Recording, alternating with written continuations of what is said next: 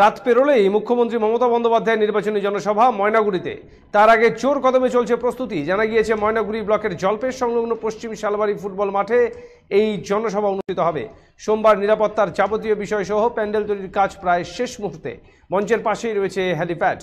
সেখানেই সকাল 11টা নাগাদ নামবেন তিনি বলে দলীয় সূত্রে খবর। তারপরেই সভামঞ্চে জলপাইগুড়ি লোকসভা কেন্দ্রের তৃণমূল কংগ্রেস প্রার্থী অধ্যাপক নির্মল চন্দ্র রায়ের সমর্থনে প্রচার করবেন তিনি বলে দলীয় সূত্রে খবর।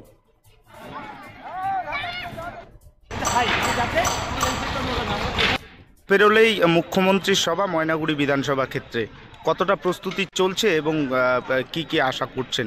দেখুন, আপনারা দেখতেই পাচ্ছেন যে প্রস্তুতি প্রায় শেষের দিকে এবং প্রচারের শেষ লগ্নে 17 তারিখ প্রচার শেষ বিকেল 5টায়। তার আগে 16 তারিখে মাননীয় মুখ্যমন্ত্রী মমতা বন্দ্যোপাধ্যায়, আমাদের সকলের প্রিয় নেত্রী, তিনি আসছেন আমাদের এই ময়নাগুড়ির পশ্চিম শালবাড়ি ফুটবল গ্রাউন্ড। এখানে সভা, চারিদিকে আলাদা উন্মাদনা তৈরি হয়েছে। এলাকার মানুষ একটা দেখতে পাচ্ছেন সারা দিন ধরে এরকম শয়ে শয়ে মানুষ আসছে যাচ্ছে, একটা নতুন আবেগ আমি লক্ষ্য করতে পারছি। সুতরাং আমার মনে হয় কালকে যে সভায় এত বড় মাঠ, মানে কানায় কানায় ভর্তি হয়ে